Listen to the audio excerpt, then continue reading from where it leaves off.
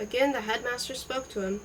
There was also a colored print depicting a lady in cherry red sitting before her mirror. The position was interesting. Here was this headmaster, a liberal with robust leanings towards the left, an eloquent advocate of uprightness and impartiality, ingeniously blackmailing the brightest boy in his school, and acting thus not because he wished him to join a certain definite group, say a leftist one, but because the boy would not join any group whatsoever. For it should be remarked in all fairness to the headmaster that far from enforcing his own political predilections, he allowed his pupils to adhere to any party they chose, even if this proved to be a new combination unrelated to any factions represented in the then flourishing Parliament. Indeed, so broad-minded was he that he positively wanted the richer boys to form strongly capitalistic clusters, or the sons of reactionary nobles to keep in tune with their case and unite rudderheads.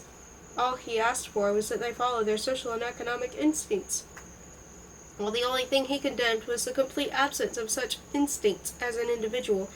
He saw the world as a lurid interplay of class passions amid a landscape of conventional gauntness, with wealth and work emitting Wagnerian thunder in predetermined parts. A refusal to act and show appeared to him as vicious insult to the dynamic myth as well as to the trade union to which the actors belonged.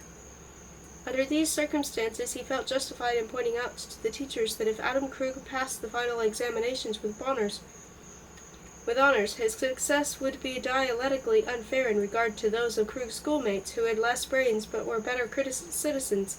The teachers entered so heartily into the spirit of the thing that it is a wonder how our young friend managed to pass it all. That last term was also marked by the sudden rise of Paduk.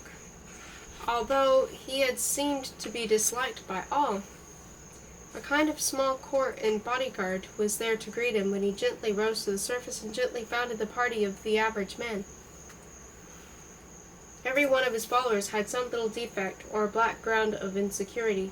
As an educationist, after a fruit cocktail might put it, one boy suffered from the permanent boils, another was morbidly shy, a third had by accident beheaded his baby sister, a fourth stuttered so badly you could go out and buy yourself a chocolate bar while he was wrestling with an initial P or B. He would never try to bypass the obstacle by switching to a synonym, and when finally the explosion did occur, it convulsed his whole frame and sprayed his interlocutor with triumphant saliva.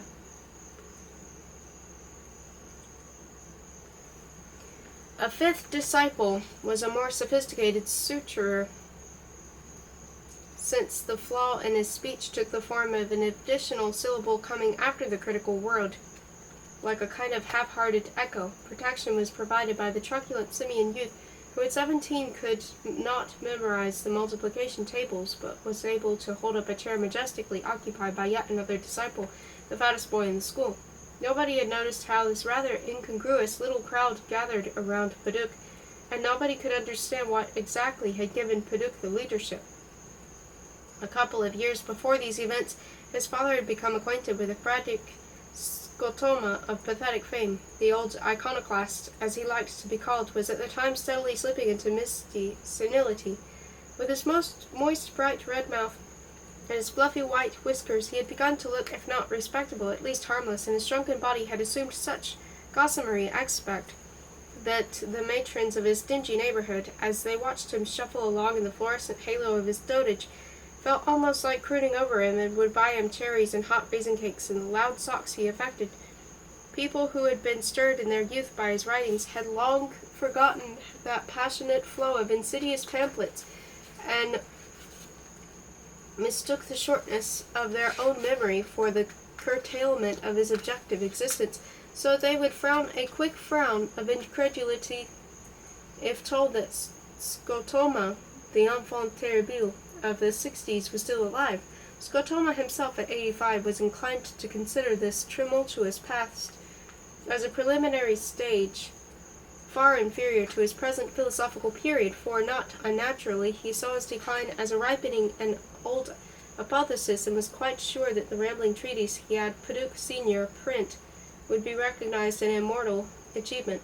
He expressed his newfound conception of mankind with the solemnity befitting of tremendous discovery. At every given level of world time there was, he said, a certain computable amount of human consciousness distributed throughout the population of the world. The distribution was uneven, and herein lay the root of all our woes. Human beings, he said, were so many vessels containing unequal portions of this essentially uniform consciousness. It is, however, quite possible, he maintained, to regulate the capacity of the human vessels. If, for instance, a given amount of water were contained in a given number of heterogeneous bottles, wine bottles, flagons, vials carrying shapes and size, and all the crystal and gold scent bottles that were reflected in her mirror, the distribution of the liquid would be uneven and unjust, and could be made even and just either by grading the contents or by eliminating the fancy vessels and adopting a standard size. He introduced the idea of balance as a basis for universal bliss and called this theory equalism. This, he reclaimed, was quite new. True, socialism had advocated uniformity on an economic plane, and religion had grimly promised the same in spiritual terms and an inevitable status beyond the grave.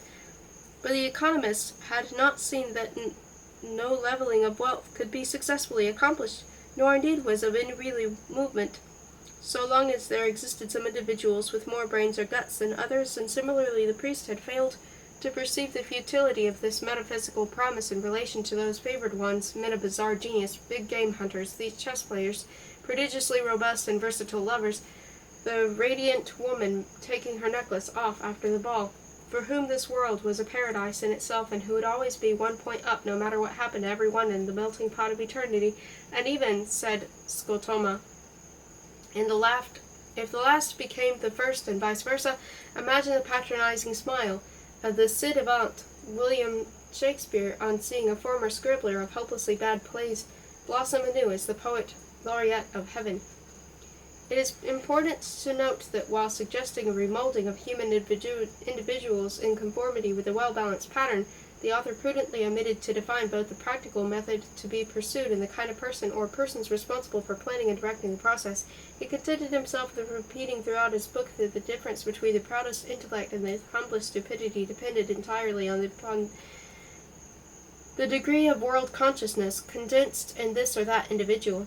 He seemed to think that in its redistribution and regulation would automatically follow as soon as his readers perceived the truth of his main assertion. It is also to be observed that the good utopian had the whole misty blue world in view, not only his own morbidly self-conscious country. He died soon after his treatise appeared, and so was spared the discomfort of seeing his vague benevolent equalism transformed while remaining its name into a violent and virulent political doctrine, a doctrine that proposed to enforce spiritual uniformity upon his native land through the medium of the most standardized section of inhabitants, namely the army, under the supervision of a bloated and dangerously divine state. When young Paddock insisted the party of the average man is based on Scotoma's book, the metamorphosis of equalism had only just started, and the frustrated boys who conducted those dismal meetings in the malodorous classroom were still groping for the means to make the contents of the human vessel conform to an average scale. That year a corrupt politician had been assassinated by a college student called Emerald, not Amerald, as his name is usually misspelled abroad, who at the trial came out quite irrelevantly with a poem of his own composition, a piece of jagged neurotic rhetoricism, extolling Scotoma because he taught us to worship the common man, and showed us that no tree can exist without a forest, no musician without an orchestra, no wave without an ocean, and no life without death. Poor Scotoma, of course, had done nothing of the kind, but this poem was now sung to the tune of Ostramara Doljet Damra, a popular ditty lauding the intoxicating properties of gooseberry wine by Paduk and his friends, and later became an equalist classic. In those days a blatantly bourgeois paper happened to be publishing a cartoon sequence depicting the home life of Mr. and Miss Everyman, with conventional humor and sympathy bordering on the obscene. Mr. Etterman and the little woman were followed from parlor to kitchen and from garden to garret through all the memorable stages of their daily existence, which, despite the presence of cozy armchairs and all sorts of electric thingamabobs, and one thing in itself, a car, did not differ essentially from the life of a Neanderthal couple.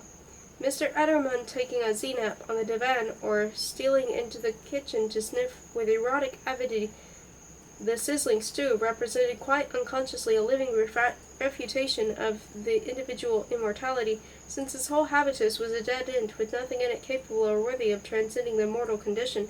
Neither, however, could one imagine Etterman actually dying, not only because the rules of the gentle humor forbade his being shown on his deathbed, but also because not a single detail of the setting, not even his playing poker with life insurance salesmen, suggested the fact of absolutely inevitable death, so that in one sense Etterman, while personifying a reputation of immortality, was immortal himself, and in another sense he could not hope to enjoy any kind of afterlife simply because he was denied the elementary comfort of a death chamber in his otherwise well-planned home. Within the limits of his airtight existence, the young couple were as happy as any other young couple ought to be. A visit to the movies, a raise in one's salary, a yum-yum something for dinner, life was positively crammed with these and similar delights, whereas the worst that might befall one was hitting a traditional thumb in a traditional hammer, or mistaking the date of the boss's birthday.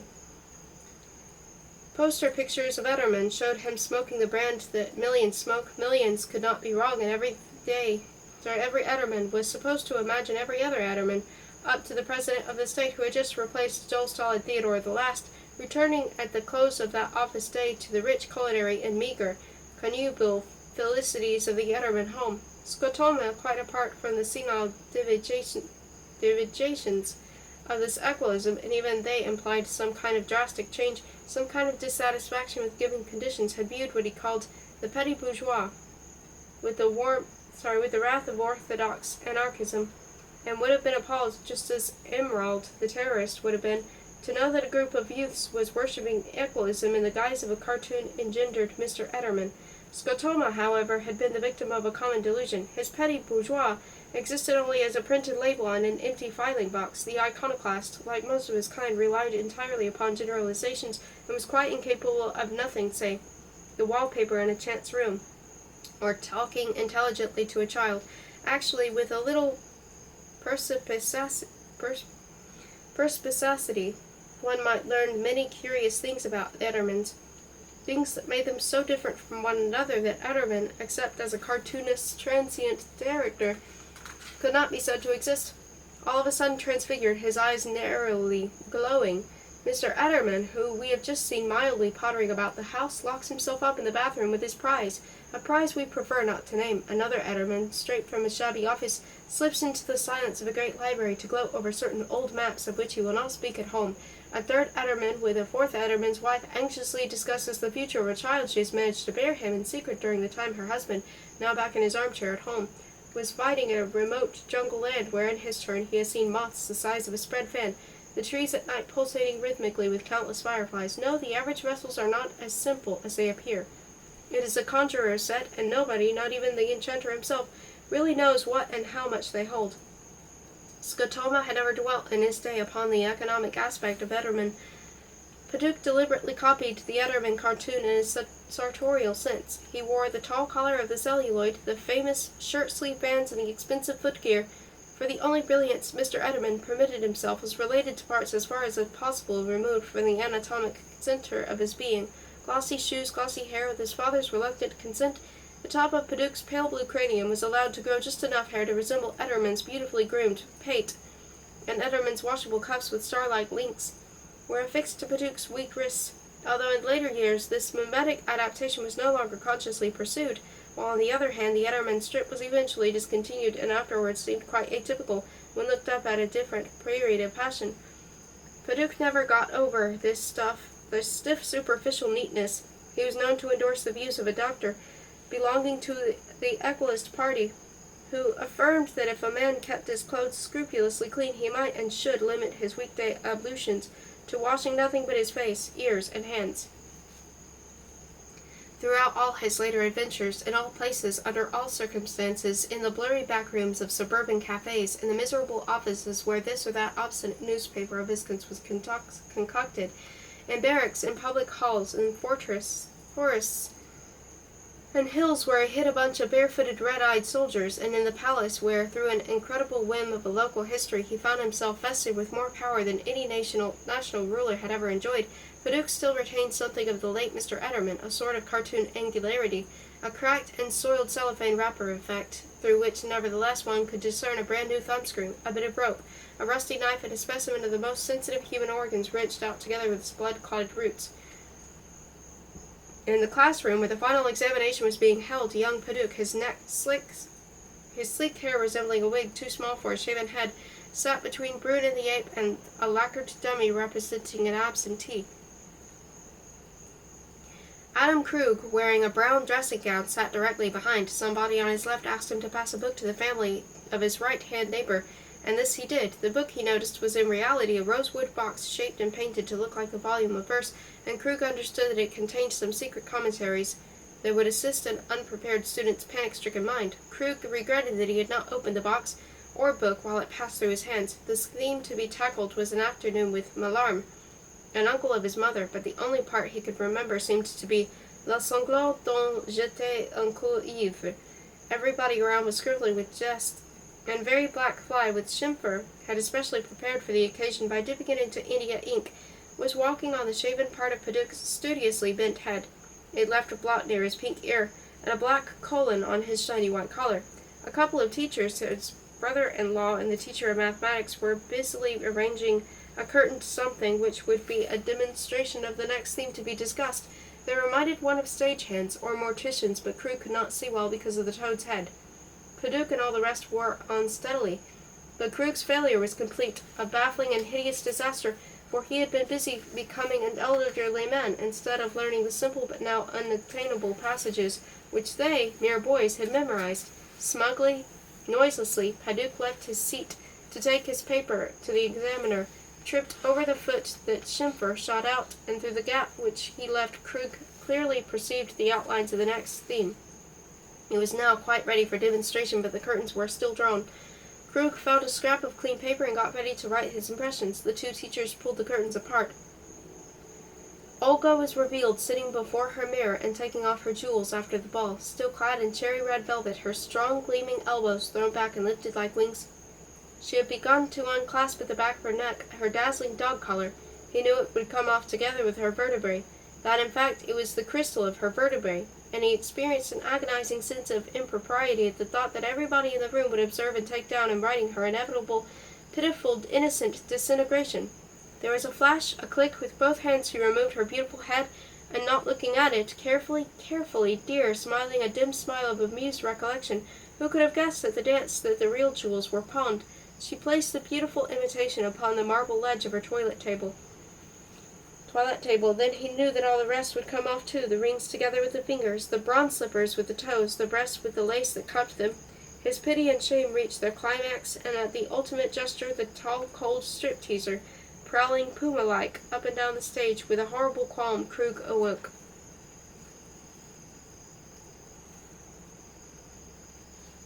Chapter 6. We met yesterday, said the room. I am the spare bedroom in the Maximov's dacha, country house cottage. These are windmills on the wallpaper. That's right, replied Krug. Somewhere in the thin-walled, pine-fragrant house a stove was comfortably crackling, and David was speaking in his tinkling voice, probably answering Anna Petrovna, probably having breakfast with her in the next room. Theoretically, there is no absolute proof that one's awakening in the morning, finding oneself again in the saddle of one's personality, is not really a quite unprecedented event, a perfectly original birth. One day Ember and he had happened to discuss the possibility of their having invented in toto the works of William Shakespeare, spending millions and millions on a hoax, smothered with the hush money countless publishers, librarians, and Stratford on Avon people, and since in order to be responsible for all references to the poet during 3 centuries of civilization, these references had to be assumed to be spurious interpolations injected by the inventors into actual works, which they had re-edited. There still was a snag here, a bothersome flaw. Perhaps it might be eliminated too, just as a cooked chess problem can be cured by the addition of a passive pawn. The same might be true of the prince's personal existence as perceived in retrospect upon waking up. The retrospective effect itself is fairly simple illusion, not unlike the pictorial values of depth and remoteness produced by a paintbrush on flat surface, but it takes something better than a paintbrush to create the sense of compact reality, backed by a plausible past, of logical continuity, of picking up the thread of life at the exact point where it was dropped. The subtlety of the trick is nothing short of marvelous, considering the immense number of details to be taken into account, arranged in such a way as to suggest the action of memory. Krug at once knew that his wife had died, that he had been beaten a hasty retreat to the country with his little son, and that the view framed in the casement, wet leafless trees, brown earth, white sky, a hill with a farmhouse in the distance, was not only a sample picture of that particular region, but was also there to tell him that David had pulled the shade up and had left the room without awakening him, whereupon, with almost obsequious apropos, a couch at the other end of the room displayed by means of mute gestures, see this and this, all that was necessary to convince one that a child had slept there.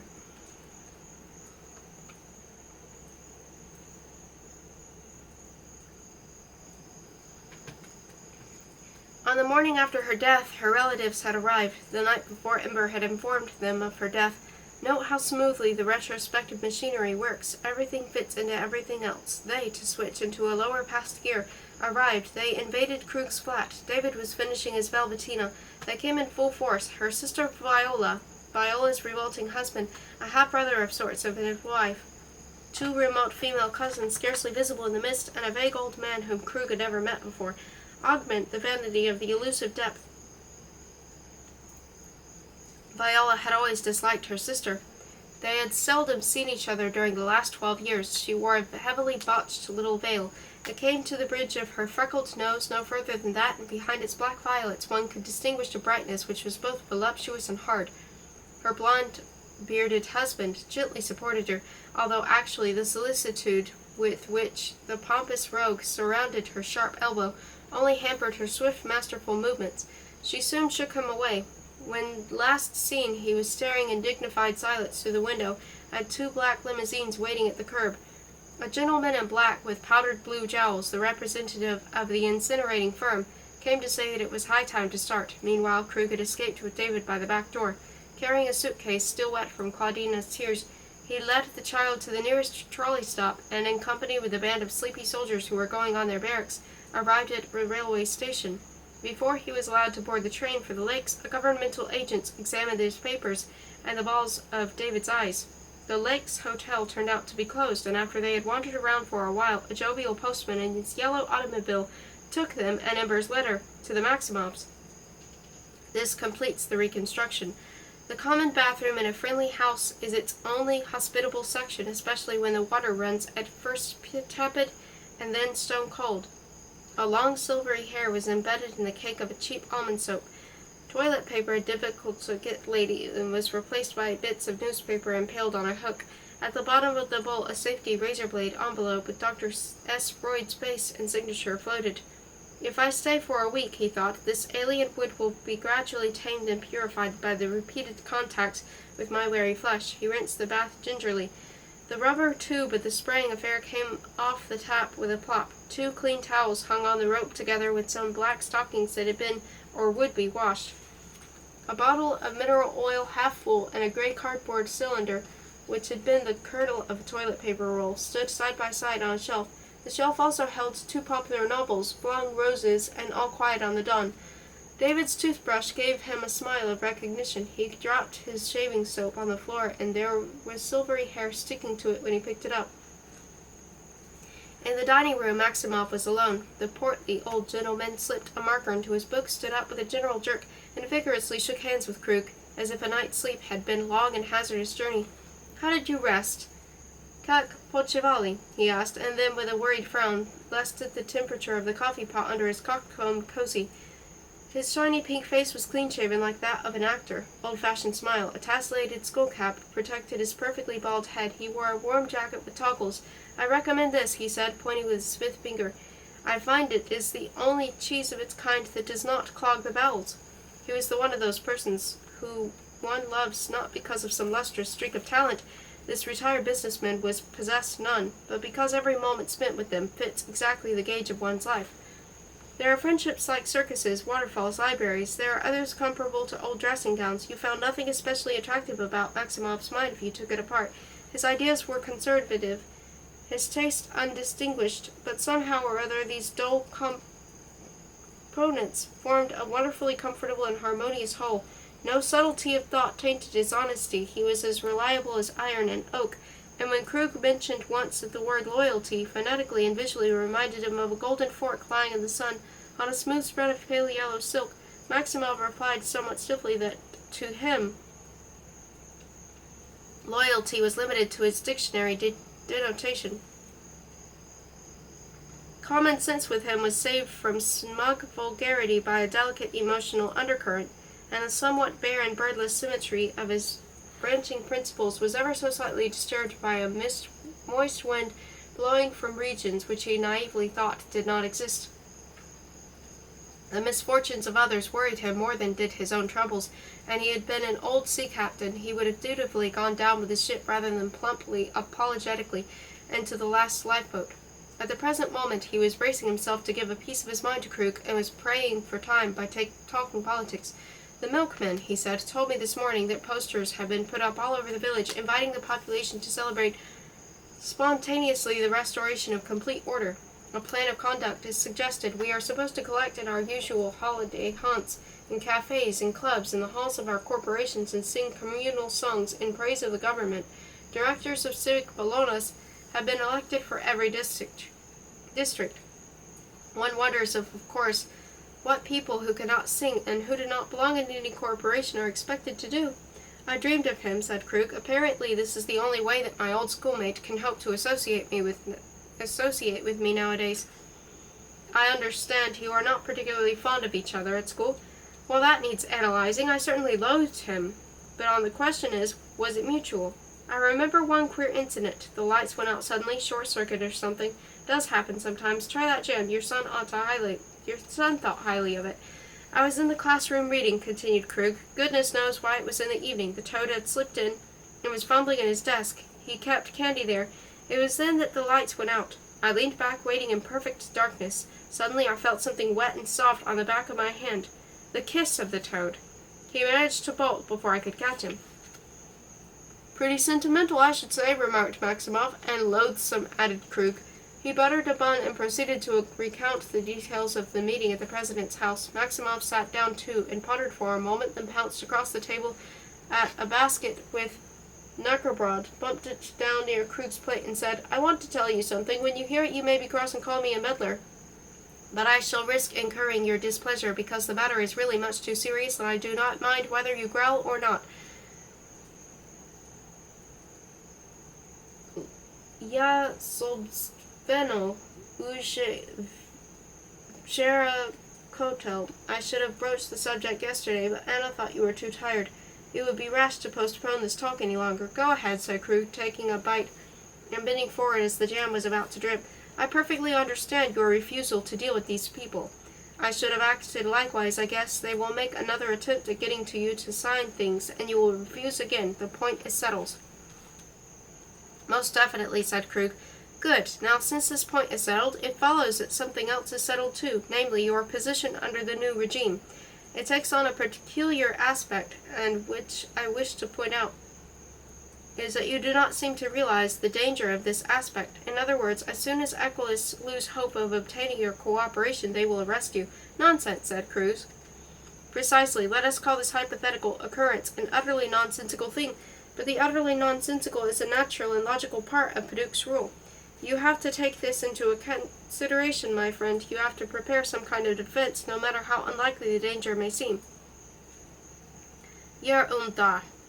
"Stuff and nonsense," said Krug. "He will go on like licking my hand in the dark. I am invulnerable. Invulnerable, the rumbling sea wave, Volna, rolling the rabble of pebbles as it recedes. Nothing can happen to Krug the Rock. The 2 or 3 fat nations, the one that is blue on the map and the one that is fallow, from which my toad craves recognition, loans, and whatever else a bullet-riddled country may want to obtain from a sleek neighbor, these nations will simply ignore him and his government if he molests me. Is that the right kind of growl? It is not. Your conception of a practical politics is romantic and childish and altogether false. We can imagine him forgiving you the ideas you expressed in your former works. We can also imagine him suffering an outstanding mind to exist in the midst of a nation which by his own law must be as plain as its plainest citizen. But in order to imagine these things, we are forced to postulate an attempt on his part to put you to some special use. If nothing comes of it, then he will not bother you about public opinion abroad, and on the other hand, no state will bother about you. if it finds some profit in dealing with his country. Foreign academies will protest. They will offer fabulous sums, my weight in raw, to buy my liberty. You may just as much as you please, but still I want to know. Look here, Adam, what do you expect to do? I mean, you surely cannot believe you will be permitted to lecture or publish your works, or keep in touch with foreign scholars and publishers, do you? I do not. Je resterai coi. My French is limited, said Maximov dryly. I shall, said Krug, beginning to feel very bored. Lie dago. In due time, what intelligence I have left will be dovetailed into some leisurely book. Frankly, I do not give a for this or any other university. Is David out of doors? But my dear fellow, they will not let you sit still. This is the crux of the matter. I or any other plain citizen can and must sit still, but you cannot. You are one of the very few celebrities in our country who is produced in modern times. And who are the other stars of this mysterious constellation? Queried Krug, crossing his legs and inserting a comfortable hand between thigh and knee. All right, the only one. And for this reason they will want you to be as active as possible. They will do all they can to make you boost of their way of thinking.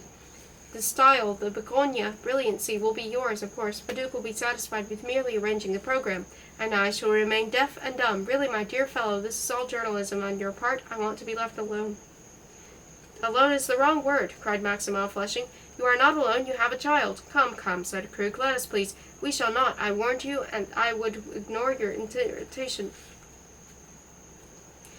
Well, what do you want me to do? Asked Krug with a sigh, and helped himself to another cup of lukewarm coffee. Leave the country at once.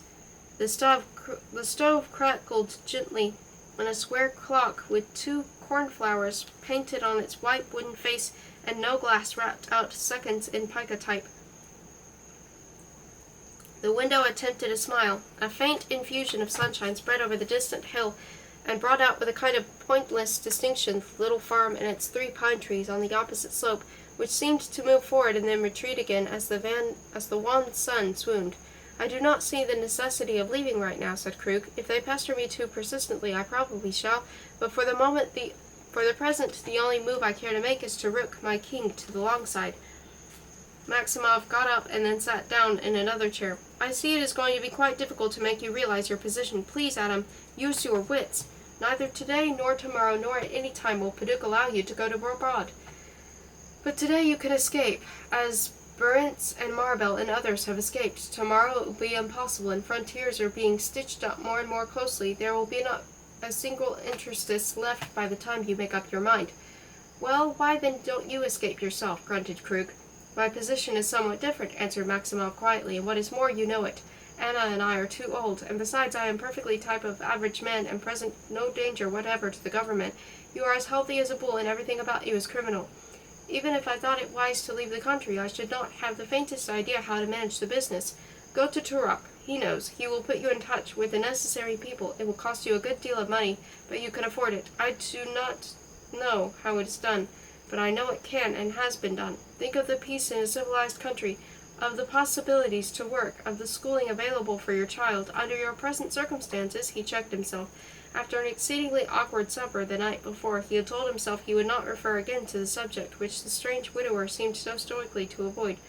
No, said Krug. No, I am not up to it. Nadotovo, for the moment. It is kind of you to worry about me. Obo ne. The way you do, but really, Provo, you exaggerate the danger. I shall keep your suggestion in mind, of course. Konechno. Let us not talk about it any more. Bullshit. What is David doing? Well, you know what I think at least. Po krajny mer, said Maximov, picking up the historical novel that he had been reading when Krug came in. But we are not through with you yet. I shall have Anna talk to you too, whether you like it or not. She may false better. I believe David is with her in the kitchen garden. We are at lunch at 1. The night had been stormy, heaving and gasping with brutal torrents of rain, and in the darkness and the cold quiet morning, the sodden brown asters were in disorder, and drops of quicksilver blotched the pungent-smelling purple cabbage leaves, between the coarse veins of which grubs had made ugly holes. David was dreamily sitting in a wheelbarrow, and the little old lady was trying to push it along the muddy clay of the path. No mogu! I cannot, she exclaimed with a laugh, and brushed a strand of thin silvery hair away from her temple. David tumbled out of the wheelbarrow. Krug, not looking at her, said he wondered what it was not too chilly for the boy to go about without his coat. And Anna Petrovna replied that the white sweater he had on was sufficiently thick and comfy. Olga somehow had never much liked Anna Petrovna and her sweet saintliness. "I want to take him for a good long walk," said Krug. "You must have had quite enough of him. Lunch at 1, is that right?" What he said, what words he used, did not matter. He kept avoiding her brave, kind eyes, to which he felt he could not live up, and listened to his own voice stringing trivial sounds in the silence of a shriveled world. She stood watching them as father and son went hand in hand towards the road, very still, fumbling keys and a thimble in the strained pockets of her black jumper. Broken clusters of mountain ash corals lay here and there in the chocolate-brown road. The berries puckered and soiled, but even if they had been juicy and clean, you certainly could not eat them. Jam is a different matter. "No," I said, "no.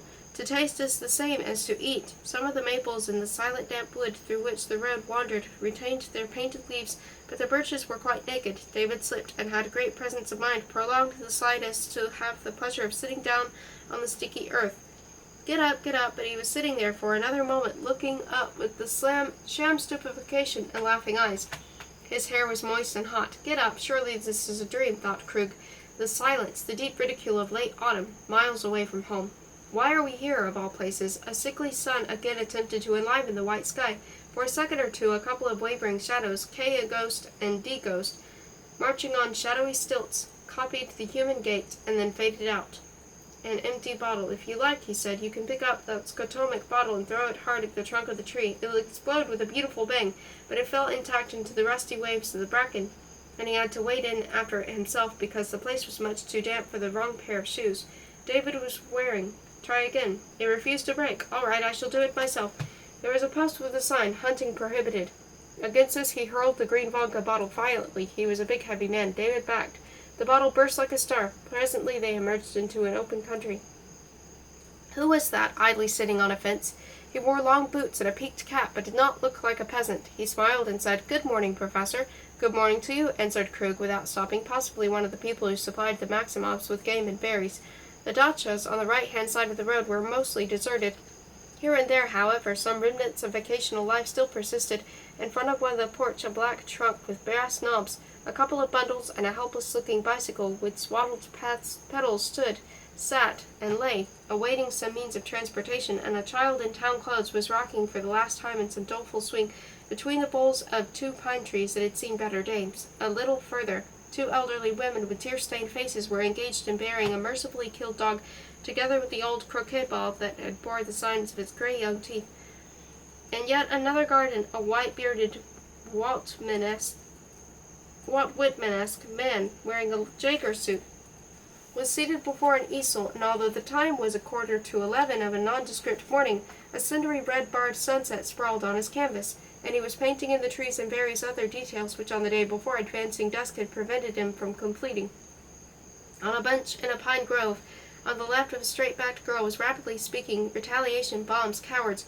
Oh, Focus, if I were a man," but nervous gestures of perplexity and dismay to a blue-capped student who sat with bent head and poked at scraps of paper, bus tickets, pine needles, the eye of a doll, or a fish, the soft soil with the point of the slim, tightly buttoned umbrella belonging to his pale companion, but otherwise the once cheerful resort was forlorn, and shutters were closed, and battered perambulator lay upside down in a ditch, and the telegraph poles, those armless laggards, hummed in mournful unison with the blood that throbbed in one's head.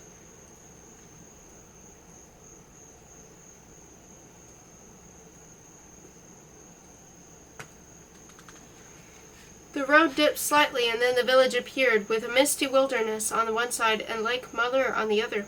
The posters the milkman had mentioned gave a delightful touch of civilization to the civic maturity in the humble hamlet squatting under its low, mossy roofs. Several scrawny peasant women and their drum-bellied children had collected in front of the village hall, which was being prettily decorated for the coming festivities, and from the windows of the post office on the left, and from the windows of the police station on the right, uniformed clerks followed the progress of the good work with an eager, intelligent eyes, full of pleasant anticipation. All of a sudden, with a sound akin to the cry of a newborn infant, a radio loudspeaker which had just been installed burst into life and then abruptly collapsed. "There are some toys there," remarked David, pointing across the road towards a small but eclectic store, which carried everything from groceries to Russian felt boots. "All right," said Krug, "let us see what there is." But as the impatient child started to cross alone, a big black automobile emerged at full speed from the direction of the district highway, and Krug, plunging forward, jerked David back as the car thundered by, leaving the mangled body of a hen in its tingling wake. "You hurt me," said David. Krug felt weak in the knees and bade David make haste so that he would not notice the dead bird. "How many times," said Krug. A small replica of the murderous vehicle, the vibration of which still haunted Krug's solar plexus, although by that time it had probably reached or even passed the spot where the neighborly loafer had been perched on his fence, was immediately detected by David among the cheap dolls and the tins of preserves. Though somewhat dusty and scratched, it had the kind of detachable tires he approved of, and was especially acceptable because it had been found in an out-of-the-way place. Krug asked the red-cheeked grocer for a pocket flask of brandy. The Maximovs were teetotalers. As he was paying for it and for the little car, which David was delicately rolling backwards and forwards upon the counter, the toad's nasal tones, prodigiously magnified, burst forth from outside. The grocer stood to attention, fixing in civic fervor the flags decorating the village hall, which, together with a strip of white sky, could be seen through the doorway. "And to those who trust me as they trust themselves," roared the loudspeaker, as it ended in a sentence.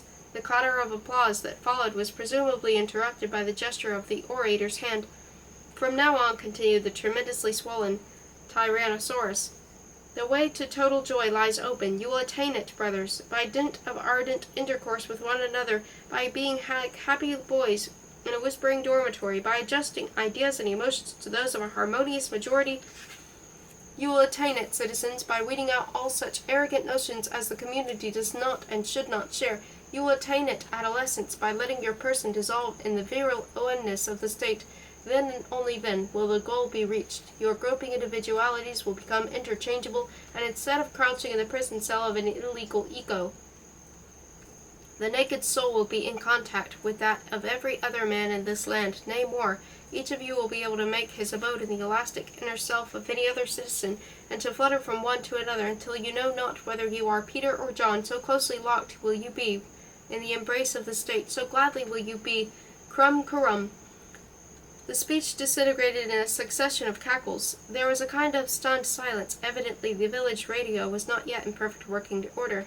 "One could almost butter one's bread with the modulations of that admirable voice," remarked Krug. What followed was most unexpected. The grocer gave him a wink. "Good gracious," said Krug, a gleam in the gloom.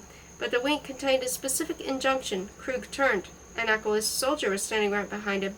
All he wanted, however, was a pound of sunflower seeds. Krug and David inspected a cardboard house which stood on the floor in the corner. David sank down on his little haunches to peep inside through the windows, but these were simply painted upon the wall. He slowly drew himself up, still looking at the house and automatically slipping his hand into Krug's. They left the shop and, in order to overcome the monotony of the return journey, decided to skirt the lake and then to follow a path that meandered through the meadows and would bring them back to the Maximov's cottage after going round the wood. Was the fool trying to save me? From what? From whom? "Excuse me, I am invulnerable. Not much more foolish, in fact, than suggesting I grow a beard and cross the frontier." There were a number of things to be settled before giving thought to political matters, if indeed that drivel could be called a political matter, if, moreover, in a fortnight or so, an impatient admirer did not murder Paduk, misunderstanding, so to speak, the drift of spiritual cannibalism advocated by the poor fellow. One wondered, also, at least somebody might wonder, the question was of little interest, what the peasants made of their eloquence. Maybe it was vaguely reminded them of church. First of all, I shall have to get in by the nurse. A picture book nurse, kind and wise and scrupulously clean. Then I must do something about you, my love. We have imagined that a white hospital train with a white diesel engine has taken you through many a tunnel into the mountainous country by the sea. You are getting well there, but you cannot write because your fingers are so very weak. Moonbeams cannot hold even a white pencil. The picture is pretty, but how long can it stay on the screen? We expect the next slide, but the magic lantern man has none left. Shall we let the theme of a long separation expand till it breaks into tears? Shall we say, daintily handling the disinfected white symbols, That the train is death and the nursing home paradise, or shall we leave the picture to fade by itself, to mingle with other fading impressions? But we want to write letters to you even if you cannot answer. Shall we suffer the slow, wobbly scrawl?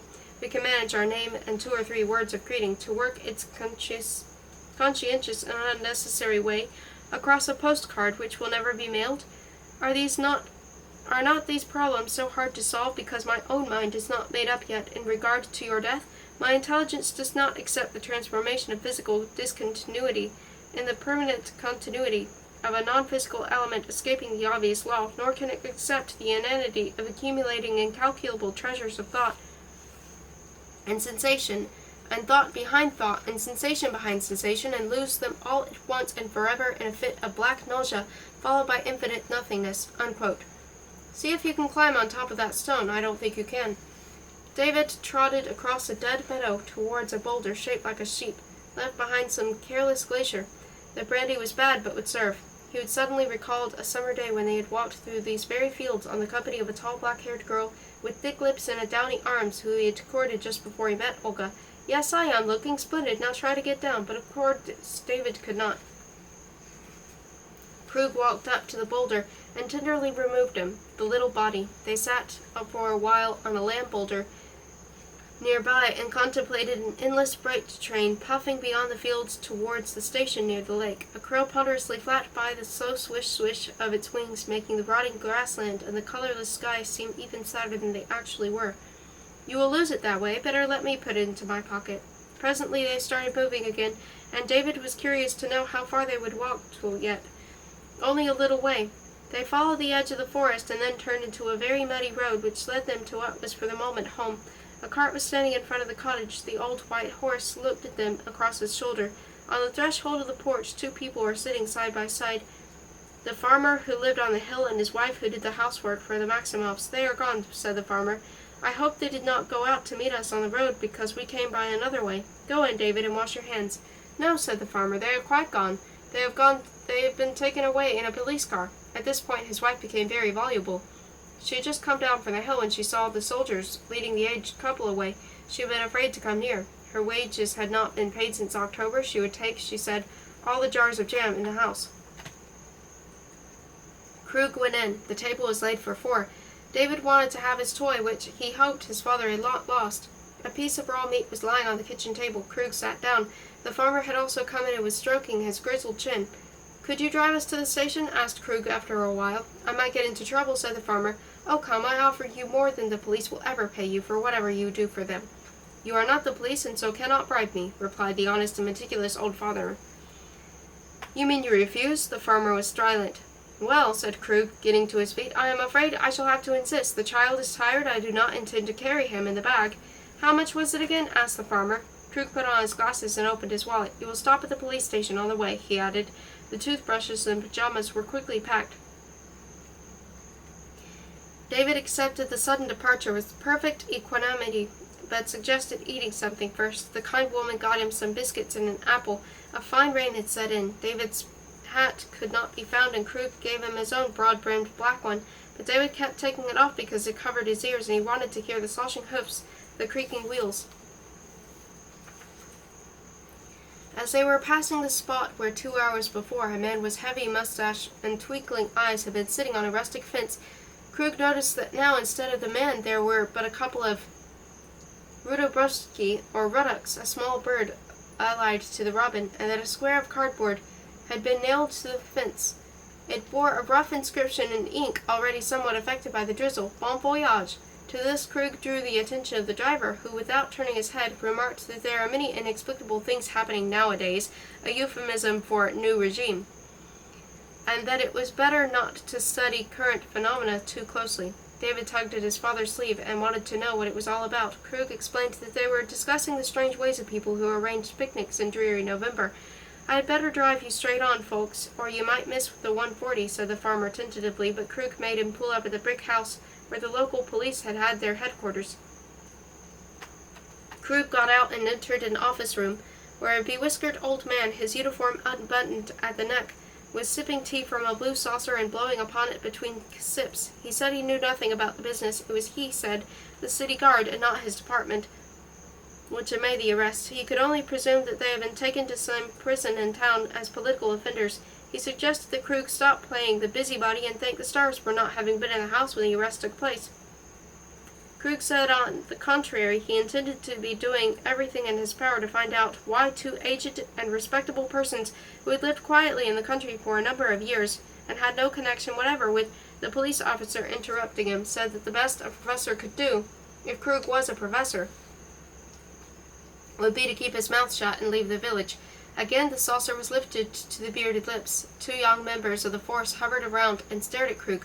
He stood there for a moment, looking at the wall, a poster calling attention to the plight of aged policemen, at a calendar monotonously in cupola with a barometer, pondered a bribe, decided that they really knew nothing here, and with a shrug of his heavy shoulders walked out. David was not in the cart. The farmer turned his head, looked at the empty seat, and said the child had probably followed Krug into the police station. Krug went back. The chief eyed him with irritation and suspicion, and said that he had seen the cart from the window, and that there had been no child in it from the very start. Krug tried to open another door in the corridor, but it was locked. "Stop that," growled the man, losing his temper, "or else we'll arrest you for making a nuisance of yourself." "I want my little boy," said Krug, another Krug horribly handicapped by a spasm in the throat and pounding heart. "Hold your horses," said one of the younger policemen. "This is not a kindergarten. There are no children here." Krug, now a man in black with an ivory face, pushed him aside and went out again. He cleared his throat and bellowed for David. Two villagers of medieval Kappen, who stood near the cart, gazed at him and then at each other, and then one of them turned and glanced in a given direction. "Have you?" asked Krug, but they did not reply and looked once more at each other. "I must not lose my head," thought Adam the Ninth, for now there were quite a number of these serial Krugs, turning this way and that like a buffeted seeker in a game of blindman's buff, battering with the imaginary fists a cardboard police station to pulp, running through nightmare tunnels, half hiding together with Olga behind a tree to watch. David warily tiptoe around another, his whole body ready for a little shiver of glee, searching an intricate dungeon where somewhere, a shrieking child was being tortured by experienced hands, hugging the boots of a uniformed brute, strangling the brute amid a chaos of overturned furniture, finding a small skeleton in a dark cellar. At this point, it may be mentioned that David wore on the fourth finger of his left hand a child's enameled ring. He was about to attack the police once more, but then noticed that the narrow lane fringed with shriveled nettles ran along the side of the brick police house, and two peasants had been glancing in that direction for quite a while and turned into it, stumbling painfully over a log as he did so. "Take care, don't break your pins, you'll need 'em," said the farmer with an amiable laugh. In the lane, a barefooted, scrofulous boy in pink-red patched shirt was whipping a top, and David stood looking on it with his hands behind his back. "This is intolerable," cried Krug. "You ought never to wander away like that. Be still. Yes, I will hold you. Get in, get in." One of the peasants tapped his temple slightly with a judicious air, and his crony nodded. In an open window, a young policeman aimed a half-eaten apple at Krug's back, but was restrained by a straighter comrade. The cart moved on. Krug groped for his handkerchief, did not find it, wiped his face with the palm of his still-shaking hand. The well-named lake was a featureless expanse of gray water, and as the cart turned onto the highway that ran along the shore to the station, a cold breeze lifted with the invisible finger and thumb the thin silvery mane of an old mare. "Will my mummy be back when we come?" asked David.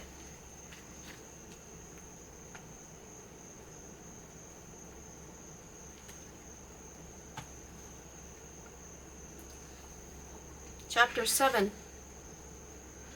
A fluted glass with a blue-veined violet and a jug of hot punch stand on Ember's head table, the buff wall directly above his bed. He has a bad cold.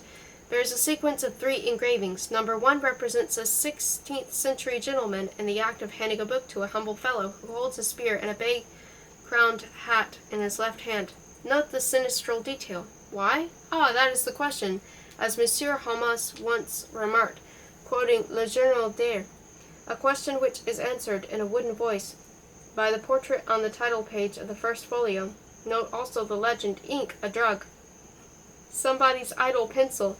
Ember highly treasures the scholium, has numbered the letters so as to pencil Grudinka which means bacon in several Slavic languages. Number 2 shows the rustic, now clad in the clothes of the gentleman, removing from the head of the gentleman, now writing at the desk, a kind of shapska, scribbled underneath in the same head, Hamlet or Homlet o Lord, or Omelette o Lard. Finally, number 3 was a road, a traveler on foot, wearing the stolen shapska, and a road sign to High Wincombe. His name was Protean. He begets doubles at every corner. His penmanship is unconsciously faked by lawyers who happen to write a similar hand. On the wet morning of November 27, 1582, he is Shakespeare, and she is Whately of Temple Grafton. A couple of days later, he is Shakespeare, and she is a Hathaway of Stratford-on-Avon. Who is he? William X, cunningly composed of 2 left arms and a mask. Who else? The person who said, not for the first time, that the glory of God is to hide a thing and the glory of man is to find it. However, the fact that the one Warwickshire fellow wrote the plays is most satisfactorily proved on the strength of an apple-john and a pale primrose. There are 2 themes here. The Shakespearean one revered in the present tense, with Ember presiding in his ruelle, and another theme altogether, a complex mixture of the past, present, and future, with Olga's monstrous absence, causing dreadful embarrassment.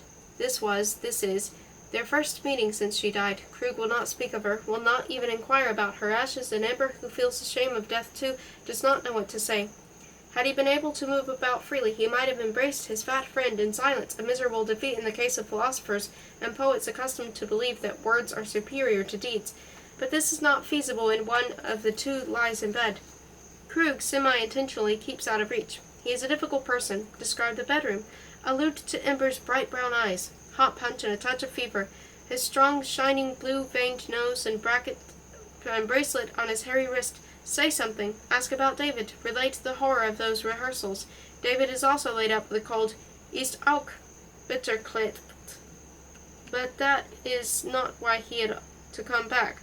Zurück. What, Stobisch, are you saying about those rehearsals? Repetitia. Ember gratefully adopts the subject selected. He might have asked, why then? He will learn his reason a little later. Vaguely perceives emotional dangers in that dim region, so he prefers to talk shop. Last chance of describing the bedroom. Too late, Ember gushes. He exaggerates his own gushing's manner. In a dehydrated and condensed form of Ember's new impressions as literary advisor to the State Theatre may be rendered thus.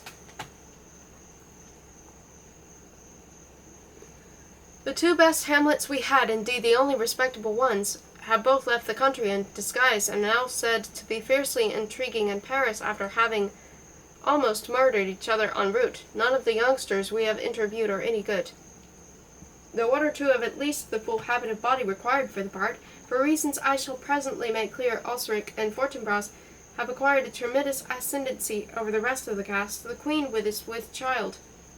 Laertes is constitutionally unable to learn the elements of fencing.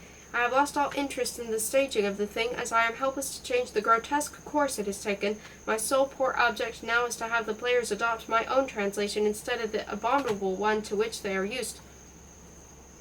On the other hand, this work of love, commenced long ago, is not yet quite finished, and the fact of having to speed it up for what is a rather incidental purpose, to say the least, causes me intense irritation, which, however, is nothing to the horror of hearing the actors lapse with a kind of atavistic relief into the gibberish of the traditional version, Kronberg's, whenever Wern, who is weak and prefers ideas to words, allows them to behind my back. Ember goes on to explain why the new government found it worthwhile to suffer the production of a muddled Elizabethan play. He explains the idea on which the production is based. Wern, who humbly submitted the project, took his conception from the play, from the late Professor Hum's extraordinary work, The Real Plot of Hamlet. Iron and ice, wrote the professor, this is the physical amalgamation suggested by the personality of the strangely rigid and ponderous ghost. Of this union, Fortinbras, Ironside, will be presently born, according to the immemorial rules of the stage that is voted must be embodied. The corruption must come at all cost. In Hamlet, the exposition grimly promises the audience a play founded upon young Fortinbras's attempt to recover the lands lost by his father to King Hamlet. This is the conflict. This is the plot. To surreptitiously shift the stress from this healthy, vigorous, and clear-cut Nordic theme to the chameleonic moods of an important Dane would be on the modern stage an insult to determinism and common sense. Whatever Shakespeare's or Kidd's intentions were, there can be no doubt that the keynote, the impelling power of the action, is the corruption of civil and military life in Denmark. Imagine the morale of an army where a soldier, who must fear neither thunder nor silence, says that he is sick at heart. Consciously or unconsciously, the author of Hamlet has created the tragedy of the masses, and thus has founded the sovereignty of society over the individual. This, however, does not mean that there is no tangible hero in the play, but he is not Hamlet. The real hero is, of course, Fortinbras, a blooming young knight, beautiful and sound to the core. With God's sanction, this fine Nordic youth assumes the control of the miserable Denmark, which had been so criminally misruled by degenerate King Hamlet and Judeo-Latin Claudius. As with all decadent democracies, everybody in the Denmark of the play suffers from a plethora of words. If the state is to be saved, if the nation desires to be worthy of a new, robust government, then everything must be changed, popular common sense must be spit out, the caviar of moonshine and poetry and its simple word, verbum sine ornatu, intelligible to man and beast alike, and accompanied by fit action, must be restored to power. Young Fortinbras possesses an ancient claim and hereditary rights to the throne of Denmark.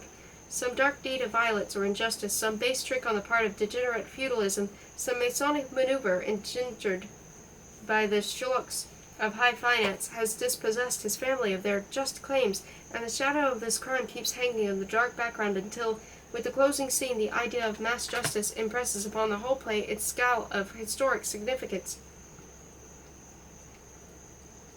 3,000 crowns in a week or so of available time would not have been sufficient to conquer Poland, at least in those days, when they have proved amply sufficient for another purpose. Wine-besotted Claudius is completely deceived by young Fortinbras's suggestion that he, Fortinbras, passed through the dominion of Claudius in his singularly roundabout way to Poland with an army levied for quite a different purpose. No, the bestial Polacks need not tremble. That conquest will not take place. It is their bogs and fortress that our hero covets. Instead of proceeding to the port, Fortinbras, that soldier of genius, will be lying in waiting, and the go softly on which he whispers to his troops after sitting a captain to the great Claudius can only mean one thing: go softly into hiding, where the enemy, the Danish king, thinks you have embarked for Poland. The real plot of the play will be readily grasped if the following is realized. The ghost on the battlements of Elsinore is not the ghost of King Hamlet. It is that of Fortinbras the elder, whom the King Hamlet has slain. The ghost of the victim posing as the ghost of the murderer. What a wonderful bit of farcing strategy! How deeply it excites our intense admiration! The glib and probably quite untrue account of old Hamlet's death, which this admirable impostor gives, is intended solely to create innerliche inrush in the state and to soften the morale of the Danes. The poison poured into the sleeper's ear is symbol of the subtle injection of lethal rumors, a symbol which the groundings of Shakespeare's day could hardly have missed. Thus old Fortinbras, disguised as the enemy's ghost, prepares the peril of his enemy's son and the triumph of his own offspring. No, the judgments were not so accidental, the slaughters not so casual as they seemed to Horatio the recorder, and there is a note of deep satisfaction which the audience cannot help sharing in the young hero's guttural exclamation, "Ha ha!" The squire cries on havoc, meaning the foxes have devoured one another, as he surveys the rich heap of dead bodies, all that is left of the rotten state of Denmark. We can easily imagine him adding in an outburst of rough filial gratitude, "Ja, the old mole has done a good job." But to return to Osric. Garrulous Hamlet has just been speaking to the skull of Jester, and now it is the skull of jesting Death that speaks to Hamlet. Note the remarkable juxtaposition. The skull, the shell, runs away with the shell on his head. Osric and Yorick almost rhyme, except the yolk of one has become the bone os of the other. Mixing as he does the language of the shop and the ship, this middleman, wearing the garb of a fantastic courtier, is in the art of selling death, the very death which Hamlet has just escaped at sea. The winged doublet and the orate innuendos mask a deep purpose, a bold and cunning mind. Who is the master of ceremonies? He is young Fortinbras's most brilliant spy. Well, this gives you a fair sample of what I have to endure." Krug cannot help smiling at little Ember's complaints. He remarks that somehow or other the whole business reminds him of Paduk's mannerisms. I mean, these intricate convolutions of sheer stupidity. To stress the artist's detachment from life, Ember says he does not know and does not care to know, a telltale dismissal. Who this Paduk or Paddock, bref, or la personne in question is, by way of explanation, Krug tells Ember about his visit to Lakes and how it all ended. Naturally, Ember is aghast. He vividly visualizes Krug and the child wandering through the rooms of the deserted cottage, whose 2 clocks, one in the dining room, the other in the kitchen, are probably still going, alone, intact, pathetically sticking to a man's notion of time after a man is gone. He wonders whether Maximov had time to receive the well-written letter he sent him about Olga's death and Krug's helpless condition. What shall I say? The priest mistook a blear-eyed old man belonging to Viola's party for the widower, and while making his oration, and while the beautiful big body was burning behind a thick wall, kept addressing himself to that person, who nodded back. Not even an uncle, not even her mother's lover. Ember turns his face to the wall and bursts into tears. In order to bring things back to a less emotional level, Krug tells him about a curious character with whom he once traveled in the States, a man who is fanatically eager to make a film out of Hamlet. We'd begin, he had said, with ghostly apes swathed in sheets, haunting and shuddering Roman streets, and the mobile moon. Then the ramparts and towers of Elsinore, its dragons and florid ironwork, the moon-making fish scales of its shingled tiles, the integument of a mermaid multiplied by gable roof, with shimmers of an abstract sky and the green star of a glowworm on the platform before the dark castle. Hamlet's first soliloquy is delivered in an unweeded garden that has gone to seed. Burdock and thistle are the main invaders. A road breeds and blinks on the late king's favorite garden seat, somewhere the cannon blooms, and the new king drinks. By dream law and screen law, the cannon is gently transformed into the obliquity of a rotten tree trunk in the garden. The trunk points cannon-wise at the sky, where for one instant the deliberate loops of canescent smoke from the floating word self-slaughter. Hamlet at the Wittenberg, always late, missing G. Bruno's lectures.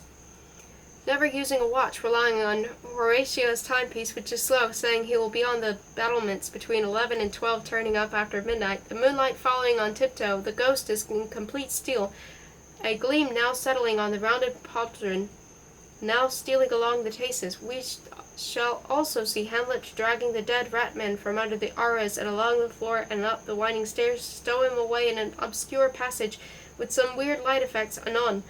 When the torch-bearing Switzers are sent to find the body, another thrill will be provided by Hamlet's sea-gowned figure, unhampered by the heavy seas, heedless of the spray, clambering over bales and barrels of Danish butter, and creeping into the cabin where Rosenstern and Gildenkrantz, those gentle interchangeable twins who came to heal and went away to die, are snoring in their common bunk.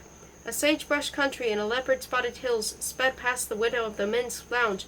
More and more pictorial possibilities were evolved. We might be shown, he said, he was a hog-faced, shabby man whose academic career had been suddenly brought to a close by an awkwardly timed love affair, R falling by L through the quarter Latin, Polonius in his youth acting Caesar at the university playhouse, the skull in Hamlet's gloved hands developing the features of a live jester, with the censor's permission, perhaps even lusty old King Hamlet, smiting with a pole-axe, the pole-axe, skidding and sprawling on the ice. Then he produced a flask from his hip pocket and said, "Take a shot." He added that he had thought he was 18 at least, judging by her bust, but in fact she was hardly 15, the little. And then there was Ophelia's death. To the sounds of Liszt's Les Funérailles she would be shown wrestling, or as a ripper-maid's father would have said, rustling, with the willow. Alas, a salix! He recommended here a side shot of the glassy water, to feature a floating leaf. Then back again to her little white hand, holding a wreath, trying to wreath a fallacious sliver. Now comes the difficulty of dealing in a dramatic way with what had been in provocal days the result of comic shorts, the getting unexpectedly wet stunt. The Hawkman and the toilet lounge pointed out between cigar and cuspidor that the difficulty might be neatly countered by showing only her shadow, by her falling shadow, falling and glancing across the edge of the turfy bank amid a shower of shadowy flowers. See? Then, garland afloat. The puritanical leather on which they sat was the very last remnant of phylogenetic link between modern and highly differentiated Pullman idea and a bench in a primitive stagecoach, from oats to oil. Then and only then we see her, he said, on her back in the brook which table forks further on to form eventually the Rhine, and Dnieper and Cottonwood Canyon, or Nova Avon, and the dim ectoplastic cloud of soaked, bulging, bombast-quilted garments, and dreamily droning hey non nani nani, or any other old blod. This is transformed into tinkling of bells, and now we are shown a liberal shepherd on marshy ground where Orchis muscula grows, period rags, sun-margined beard, 5 sheeps, and 1 cute lamb. An important point, this lamb, despite the brevity, one heartthrob of the bucolic theme. Song moves to the queen shepherd. Lamb moves to brook. Krug's antidote has the desired effect. Ember stops sniffling. He listens. Presently he smiles. Finally he enters into the spirit of the game. Yes, she was found by a shepherd. In fact, her name can be derived from that of an enormous shepherd in Arcadia, or quite possibly it is an anagram of Alpheus, with the S lost in the damp grass. Alpheus, the river god, who pursued a long-legged nymph until Artemis changed her into a stream, which of course suited his liquidity to a tree. C.P. Winnipeg Lake, Ripple 585, Vigo Press edition, or again we can base it on the Greek rendering of an old Dansk serpent named Lithe, Lithbing, thin-lipped Ophelia, Anlith's wet dream, a mermaid of Leth, a rare water serpent, Rusalka Letherna of science, to match your long purples. While he was busy with German servant maids, she at home in an embayed window, with the icy spring and rattling of the pane, innocently flirted with Nostrik. Her skin was so tender that if you merely looked at it, a rosy spot would appear, the uncommon cold of a Botticellian angel. Tinged her nostrils with pink and suffused her upper lip, when the rims of the lips merged with the skin. She proved to be a kitchen wench, too, but in the kitchen of vegetarian. Ophelia serviceableness died in passive service, the fair Ophelia. A first folio with some neat corrections and a few bad mistakes. My dear fellow, we might have Hamlet say to Horatio, she was as hard as nails in spite of her physical softness and slippery, a posy made of eels. She was one of those thin-blooded, pale-eyed, lovely, slim, slimy Ophidian maidens that are both hotly hysterical and hopelessly frigid. Quietly, with a kind of devilish daintiness, she minced her dangerous course the way her father's ambition pointed. Even mad, she went on teasing her scent with the dead man's finger, which kept pointing at me. Oh, of course I loved her like 40,000 brothers, as thick as thieves, terracotta jars, a cypress, a fingernail moon, but we all were Lampord's pupils, if you know what I mean. He might add that he had caught a cold in the head during the dumb show. Undine's pink gill, iced watermelon, lure, grelottant en robe rose et verte, her sleazy lap. Speaking of the word droppings of a German scholar's decrepit hat, Krug suggests tampering with Hamlet's name too. Take telemachos, he says, which means fighting from afar, which again was Hamlet's idea of warfare. Prune it, remove the unnecessary letters, all of them secondary additions, and you get the ancient telma. Now read it backwards. Thus does a fanciful pen cope with a lewd idea, and Hamlet, in reverse, here becomes the son of Ulysses, slaying his mother's lovers, warts. My favorite commentator is Jesuits, a madhouse of consonants, or a super de petit chien. Ember, however, was not quite finished with this girl. After hurriedly noting that Elsinore is an anagram of Rosaline, which has possibilities, he returns to Ophelia. He likes her, he says. Quite apart from Hamlet's notions about her, the girl had charm, a kind of heartbreaking charm. Those quick gray-blue eyes, the sudden laugh, the small even teeth, the pause to see whether you were not making fun of her, her knees and calves, those quite shapely, were a little too sturdy in comparison with her thin arms and light bosom. The palms of her hands were like a damp sundae, and she wore a cross round her neck, where a tiny raisin of flesh, coagulated but still transparent bubble of dove's blood, seemed always in danger of being sliced off by that thin golden chain. Then, too, there were her morning breath. It smelled of narcissi before breakfast and of curdled milk after. She had something the matter with her liver. The lobes of her ears were naked, though they had been minutely pierced for small corals, not pearls.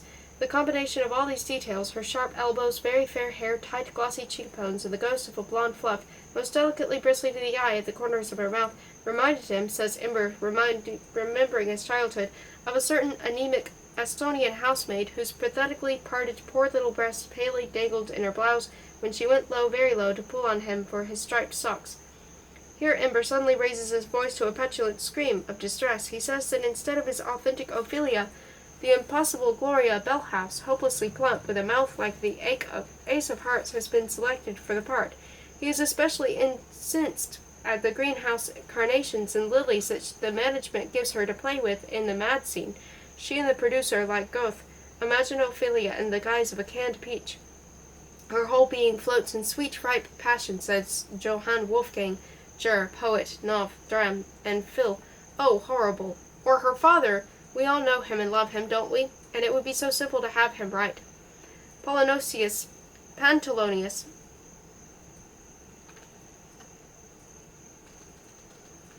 a pottering dotard in a paddled robe, shuffling about in carpet slippers and following the sagging spectacles at the end of his nose as he waddles from room to room, vaguely androgynous, combining the paw and the maw, a hermaphrodite with the comfortable pelvis of an eunuch, instead of which they have a stiff tall man who played Metternich and the world of waltzes, and insists on remaining a wise and wily statesman for the rest of his days. Oh, most horrible. But there is worse to come. Ember asks his friend to hand him a certain book. No, the red one. Sorry, the other red one. As you have noticed, perhaps, the messenger mentions a certain Claudio as having given him letters which Claudio received of him that brought them from the ship. There is no reference to this person anywhere else in the play. Now let us open that great Ham's second book. What does he do? Here we are. He takes Claudio, and, well, just listen. That he was the king's fool is evident for the fact that in the German original, Bestrafter Brudemord, it is the clown Phantasmo who brings the news. It is amazing that nobody as yet has troubled to follow up this prototypical clue. No less obvious is the fact that in his quibbling mood, Hamlet would of course make a special point of having the sailors deliver his message to the king's fool, since he, Hamlet, has fooled the king. Finally, when we recall that in those days a court jester would often assume the name of his master, with only a slight change in its ending, the picture becomes complete. We have thus an interesting figure of this Italian or Italianate jester, haunting the gloomy halls of a northern castle, a man in his 40s, but as alert as he was in his youth 20 years ago when he replaced Yorick. Whereas Polonius has been the father of good news, Claudio is the uncle of bad news. His character is more subtle than that of the wise and good old man.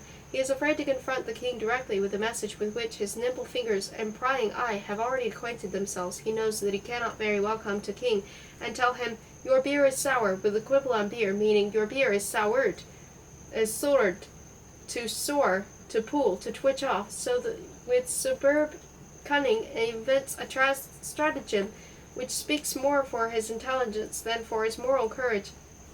What is this stratagem?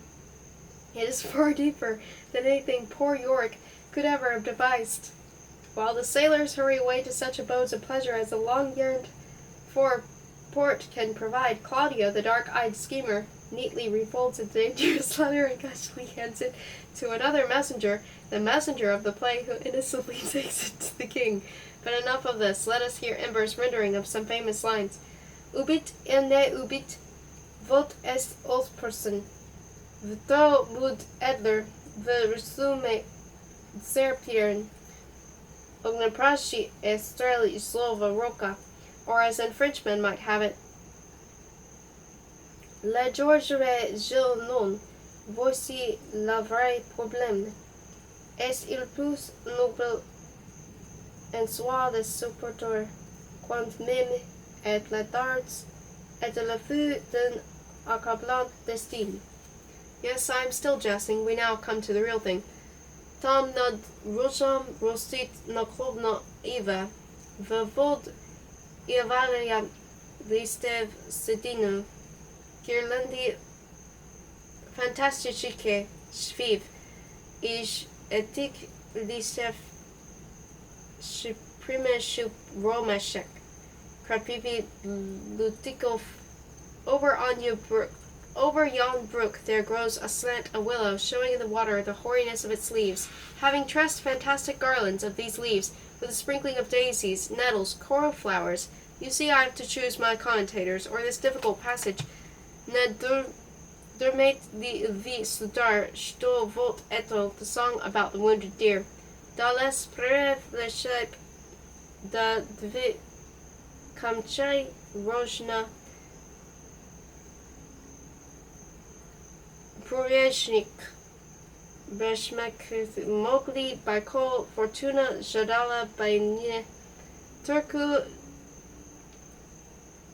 Zaliszyć mnie uczestniczyć w Karaczunie Artile Asudar, or beginnings of my favorite scene. As he sits listening to Ember's translation, Krug cannot help marveling at the strangeness of the day. He imagines himself at some point in the future recalling this particular moment. He, Krug, was sitting beside Ember's bed. Ember, with knees raised under the counterpane, was reading bits of blank verse from scraps of paper. Krug had recently lost his wife. A new political order had stunned the city. 2 people he was fond of had been spirited away and perhaps executed, but the room was warm and quiet, and Ember was deep in Hamlet. And Krug marveled at the strangeness of the day. He listened to the rich toned voice. Ember's father had been a Persian merchant, and tried to simplify the terms of his reaction.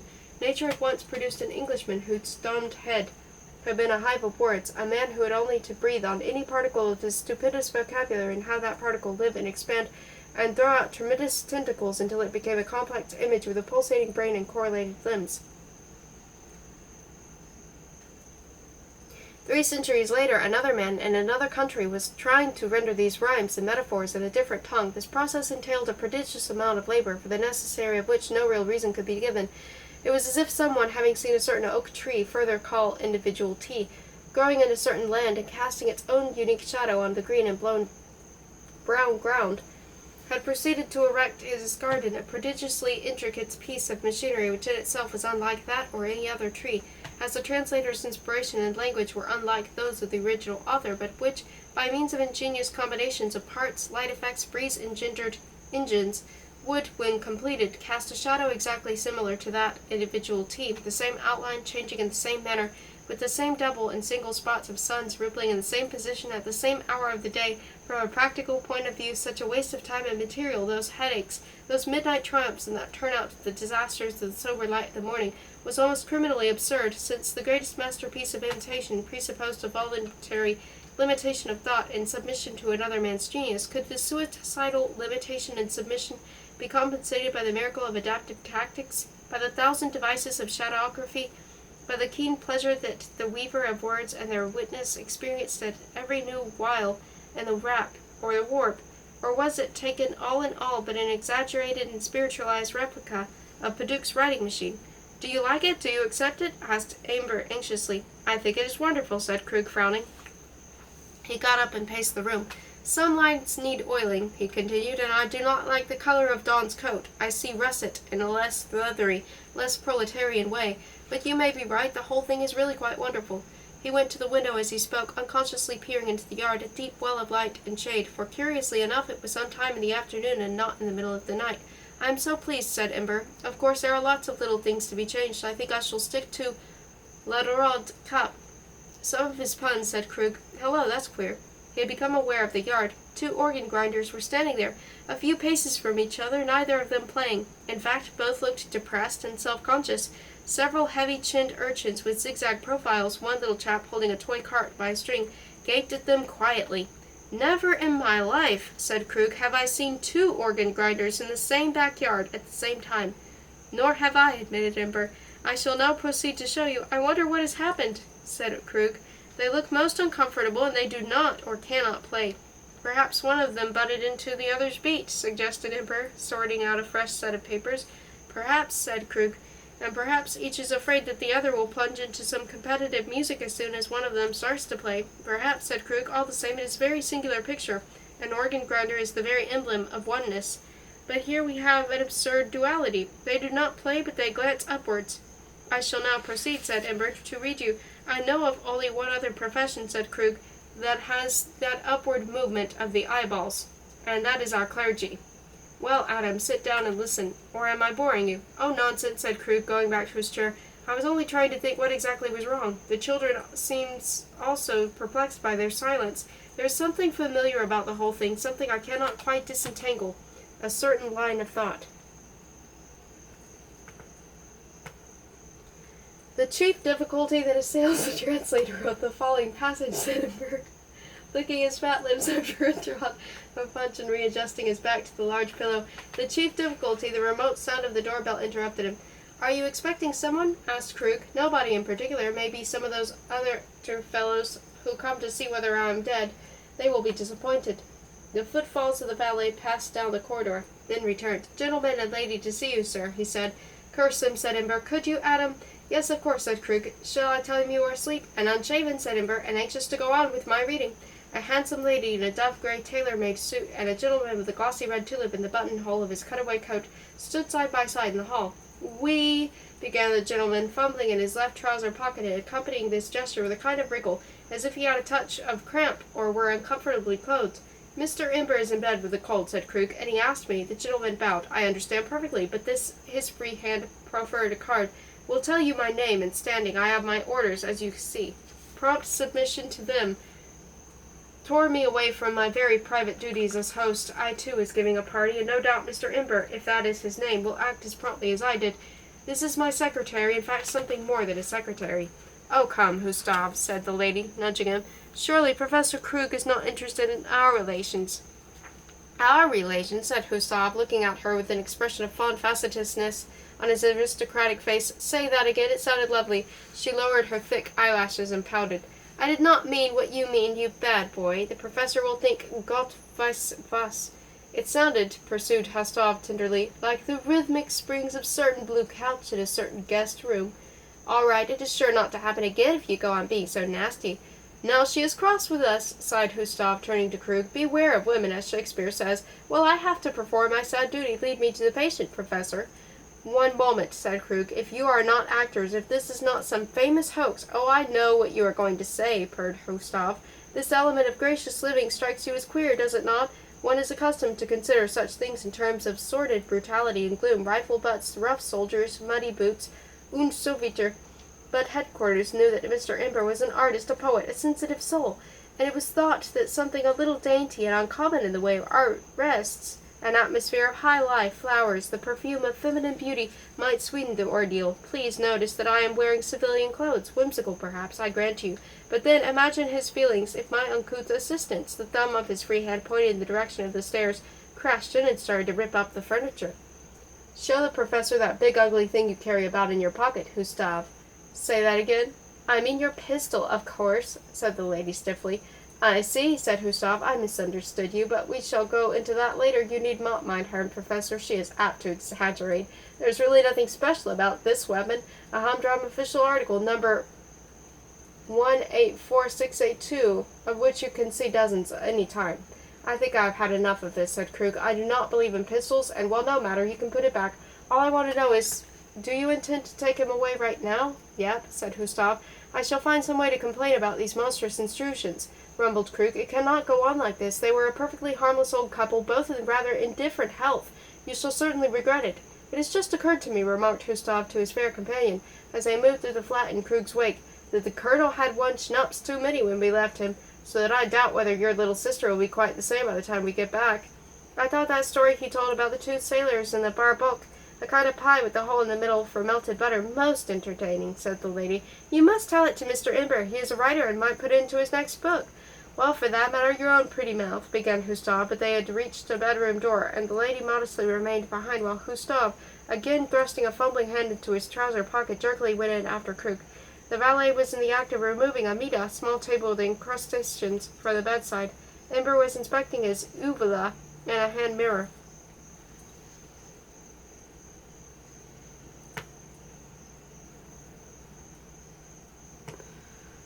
"This idiot here has come to arrest you," said Krug in English. Gustav, who has been quietly beaming at Ember from the threshold, suddenly frowned and glanced at Krug suspiciously. "But surely this is a mistake," said Ember. "Why should anyone want to arrest me?" "Heraus mich marsch," said Gustav to the valet, and when the latter had left the room, "We are not in a classroom, Professor," he said, turning to Krug, "so please use language that everybody can understand. Some other time I may ask you to teach me Danish or Dutch. At this moment, however, I am engaged in the performance of duties which are perhaps as repellent to me and to Miss Bashopin as they are to you. Therefore I must call to your attention to the fact that although I am not averse to a little mild bantering—" Wait a minute," cried Ember. "I know what it is. It is because I did not open my windows when those very loud speakers were on yesterday, but I can explain. My doctor will certify I was ill. Adam, it is all right. There is no need to worry." The sound of an idle finger touching the keys of an old piano came from the drawing-room as Ember's valet returned to some clothes over his arm. The man's face was the color of veal, and he avoided looking at Gustave. To his master's exclamation of surprise, he replied that the lady in the drawing-room had not told him to get Ember dressed or be shot. "But this is ridiculous," cried Ember. "I cannot just jump into my clothes. I must have a bath first. I must have—" "There is a barber at the nice quiet place you are going to," remarked the kindly Gustave. "Come, get up. You really must not be so disobedient." "How if I answer no?" "I refuse to dress while you are all staring at me," said Ember. "We are not looking," said Gustave. Krug left the room and walked past the piano towards the study. Miss Bastrop rose up from the piano stool and nimbly overtook him.